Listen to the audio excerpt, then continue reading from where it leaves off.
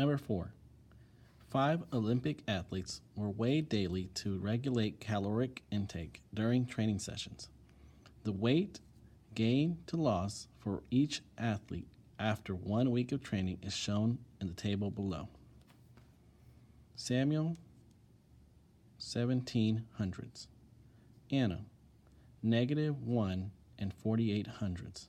David, 1000s. Elizabeth, -2 and 1500s. Isaac, 700s.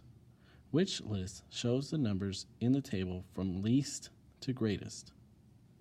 In order to find least to greatest for these numbers, we will plot them on our number line at the top of the page.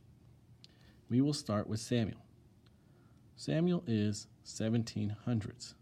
Since Samuel is positive, we find the 0 and go to the right. He is less than 2500s, which means Samuel will go in between 0 and 2500s. Next, we will plot Anna. Anna is at -1 and 4800s.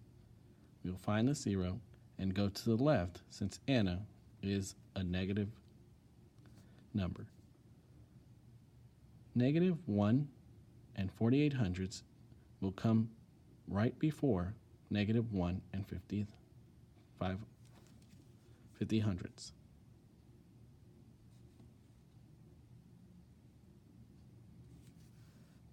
Next, we will plot David. At 1000s, David is greater than the 0, but less than Samuel.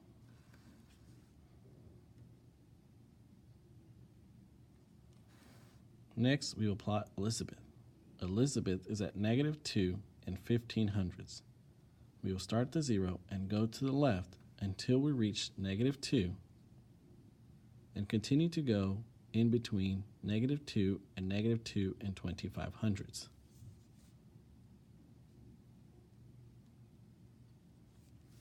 Finally, we will plot Isaac. Isaac is at 700s. This is less than the 1000s for David, but more than 0. Isaac will be between 0 and 1000s.